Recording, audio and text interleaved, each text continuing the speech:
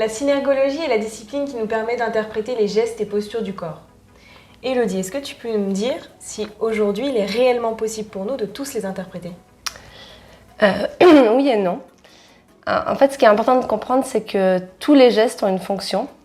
C'est-à-dire que tous les gestes que je fais, chaque posture, chaque autocontact a réellement une raison d'être et donc potentiellement interprétable. Mais en synergologie, on les catégorise en 3 catégories et on n'en utilise que 2. Donc on a les gestes inconscients, mi-conscients et conscients. Et on a les gestes conscients qu'on met de côté parce qu'on exerce un certain contrôle dessus.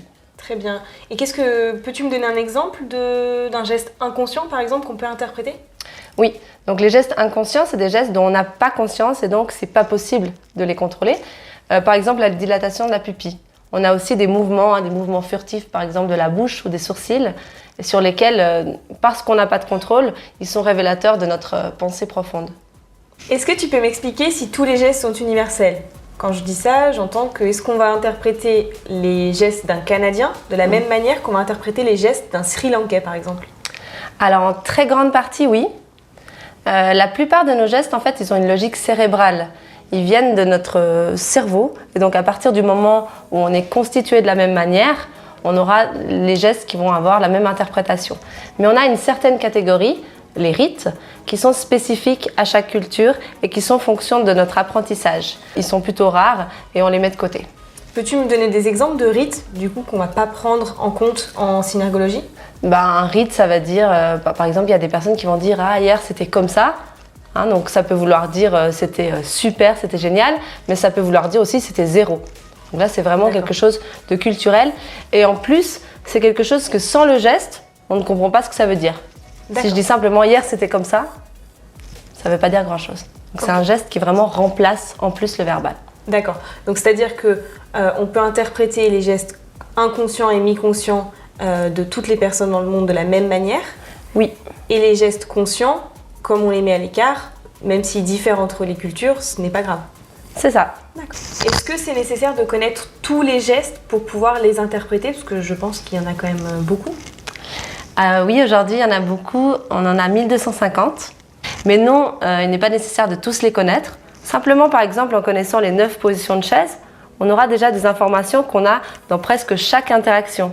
Donc après, ça fait partie des sciences du langage, la synergologie. Donc c'est comme une langue, si on fait le niveau débutant d'espagnol, on peut déjà comprendre ce que nous dit une personne espagnole, certaines choses.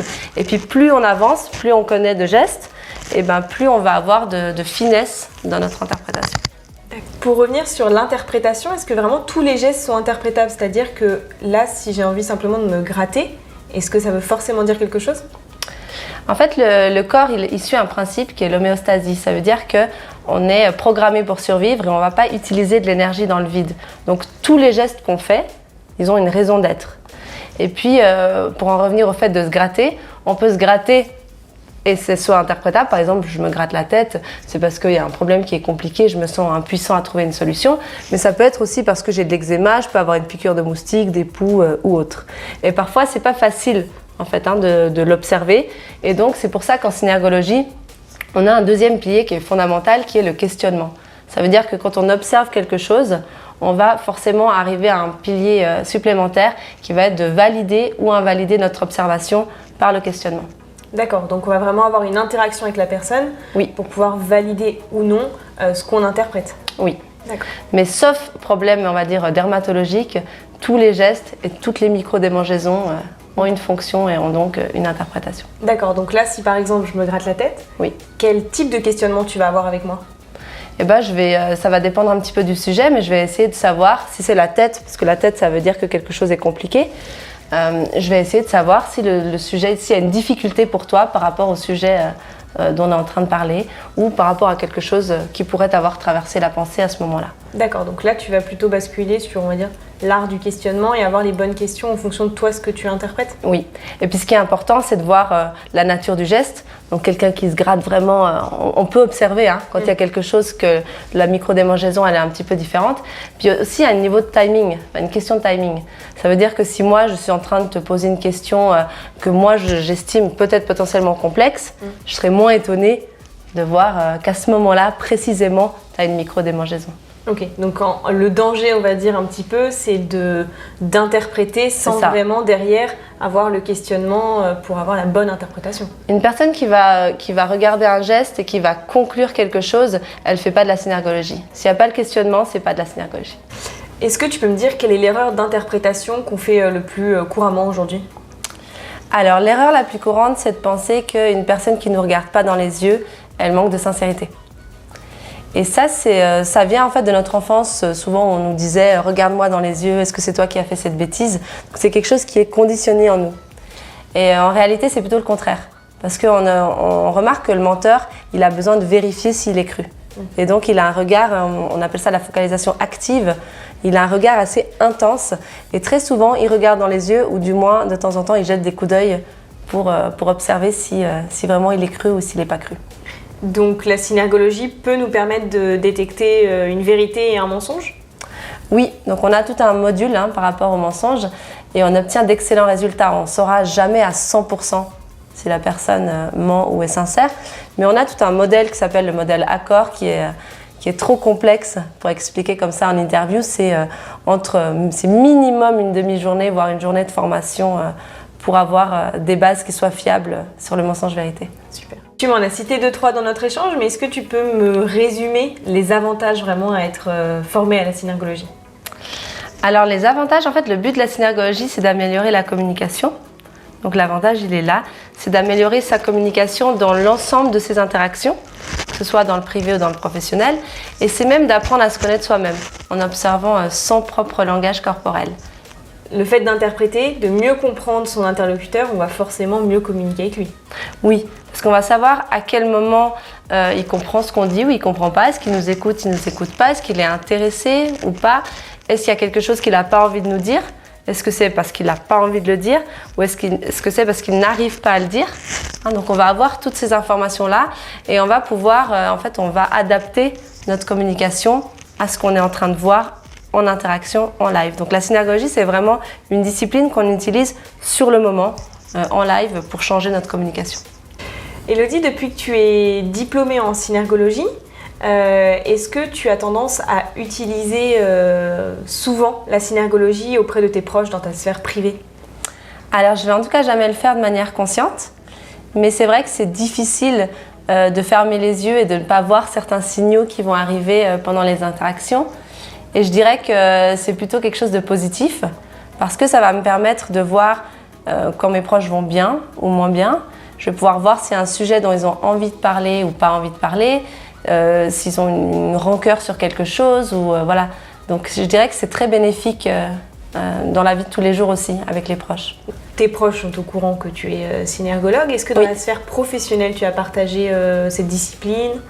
Oui, je l'utilise beaucoup de manière professionnelle, mais aussi avec les personnes avec qui je travaille. La plupart m'ont demandé à être formée. Et donc, on a largement amélioré en fait, nos rapports de travail depuis, parce qu'on est capable de savoir ce que veut l'autre. Et puis, on a des relations plus authentiques, aussi sachant que la personne est capable d'interpréter le non-verbal. Et si on revient au concret, est-ce que tu peux me raconter une situation professionnelle où tu as utilisé la synergologie? Oui, alors la dernière que j'ai en tête, c'était vendredi dernier. Je suis intervenue en tant que synergologue dans une médiation. Et cette séance-là en particulier, on avait la victime qui était présente et qui nous a raconté sa version des faits. Et là, c'était particulièrement intéressant parce qu'en fait, elle avait un vrai décalage entre ce qu'elle disait et son langage corporel. Donc notamment, elle avait énormément de micro-démangeaisons qui démontraient entre autres beaucoup d'anxiété. Et au contraire, elle nous montrait, elle avait un discours très...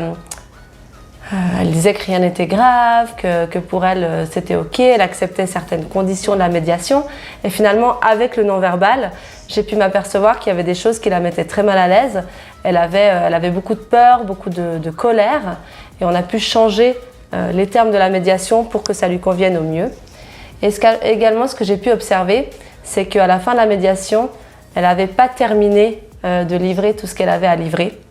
Et elle avait encore besoin de continuer cette séance. Donc ce qu'on a fait, c'est qu'on a calé une séance supplémentaire pour répondre à ses besoins. Donc c'est des choses que je pense qu'on aurait pu passer à côté. Parce que cette personne-là en particulier, elle portait, on va dire, un masque, très souriante.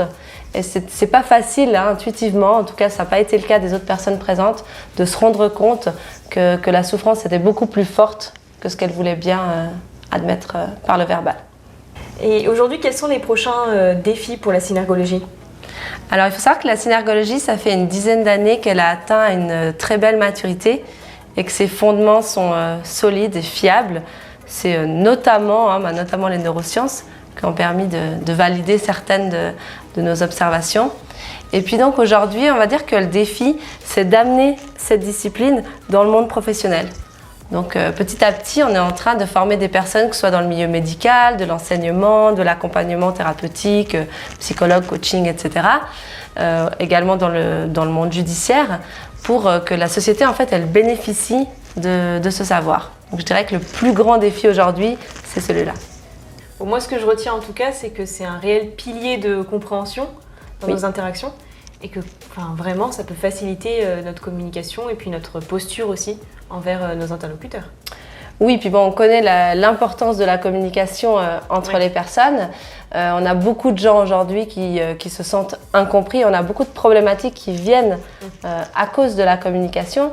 Et la synergologie, c'est tout le non-verbal. Donc le non-verbal, on n'arrive pas à le chiffrer dans une interaction, mais on l'estime entre 50 à 70% de l'importance du message délivré. Donc on obtient 50 à 70% d'informations supplémentaires dans une communication avec une personne, et que ce soit dans notre langue, dans une langue étrangère, avec une personne avec un profil atypique, un autisme, tout type de personne. Donc ça permet vraiment de casser les barrières du verbal, parce que le verbal aujourd'hui, il est conscient et propre à chacun, interprétable. Merci Elodie. Merci.